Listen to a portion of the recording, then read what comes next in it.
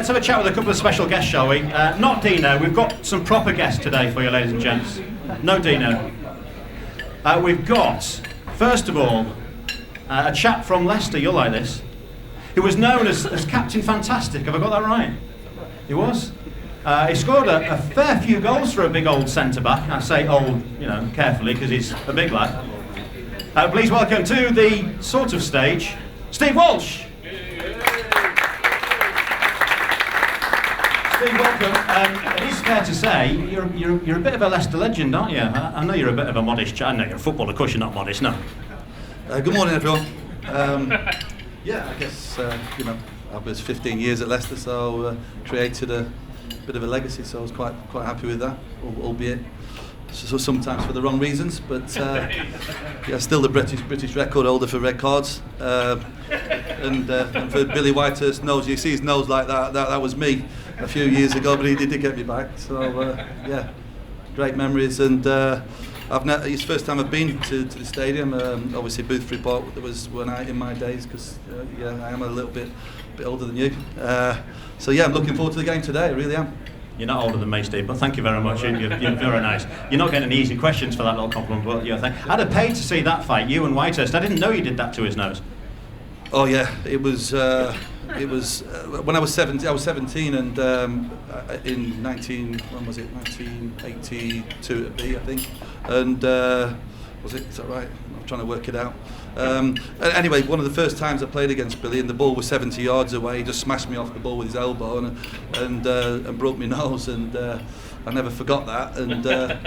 And I couldn't get him back in that game, but got him at Boothby Park, and it was one of them games where obviously I drove up the old Boothby Park the bus was next to the visitors' dressing room, and I must admit, after 20 minutes when I broke his nose, I was trying to get off as quick as I could, because he chased me and hounded me and threatened my family and wanted me in the bar, and I must admit I was shitting myself in that bath when I was just going to get changed, and I did look at that door and try and jump on the bus. I thought, no, I'll go and front it, and as you do, and I went in the bar, and I could just see him out the corner of my eye, and he come marching over with a bottle of Newcastle Brown and a brandy in the other one, and just banged the bar with his drink, and asked me, did I want a drink, young man? So I was quite happy with that, and he said not many people do that to me, and he won't do it again.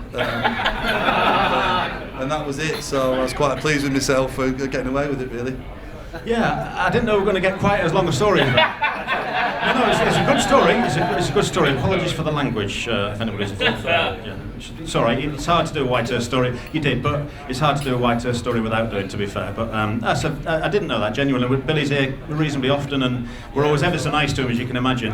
Because he's not here now, is he? No, he's still crazy. And looking into the camera, Billy, I mean that nicely. But he is still crazy. At some point probably. Aye. Right, ladies and gents, let's have another guest on this sort of stage here. A great guy, this actually, seriously. He played in the playoff final at Wembley that took us to the Premier League for the very first time. He spent most of his career in the Premier League with Birmingham, with Charlton and with City. Would you please welcome Bryan Hughes? Bryan, or yours or us, I'm sorry, I can't stop calling you. How are you doing? What's going on in your life? I know you're doing quite a bit of work for us here as well.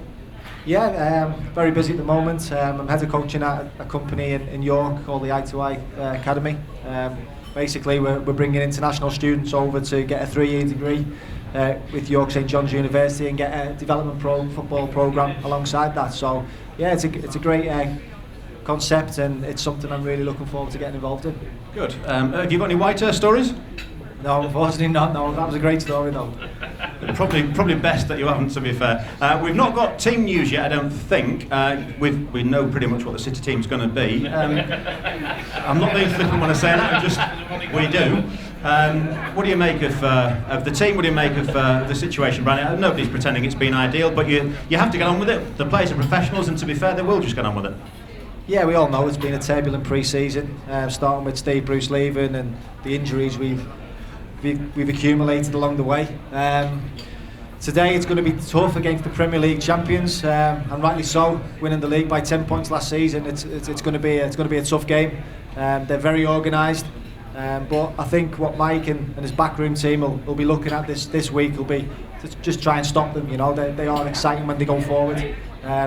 Unfortunately for Jake, he's got to play centre back today. We're going to miss him in the centre midfield with his energy, and it's going to be a big test for him against the likes of Vardy. So I'm looking forward to seeing how he does there. But I'm sure, like a good pro that he is, he'll give it his best shot. And like I say, I'm sure they would have worked on it this week to try and nullify the threat of Leicester and hopefully try and counter on them and get a goal. Yeah, at this point I'd normally say to our guests from the opposing team, where do the threats come from? But with Leicester it's probably fairly obvious, and at the end of the day, the Premier League champions, you've lost one player but you've still got a heck of a squad. On paper you should beat us today, but it doesn't always work that way. Yeah, I've said in the other rooms I'm a little bit nervous about what people are thinking at the moment. I've got a lot of messages, a lot of calls about, you know, it's going to be 3, 4, 5-0. Football doesn't work like that, especially when you're up against it. And you know, the one thing that Leicester have got though is team spirit and bags of that. They've got pace. They've got some very good players, so it's going to be a test for Hull to contain today, I guess.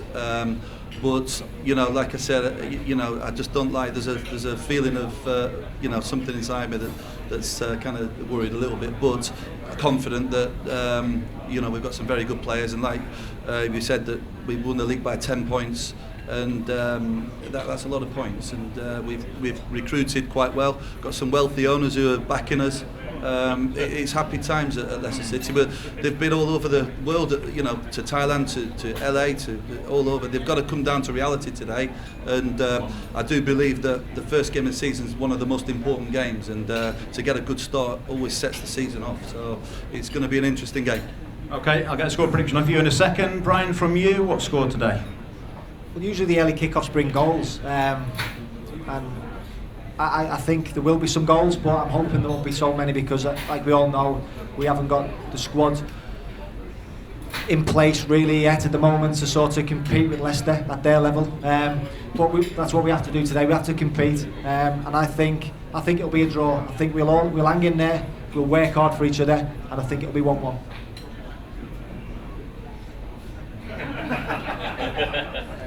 You've been drinking, Yoza? I might do after this though. Steve?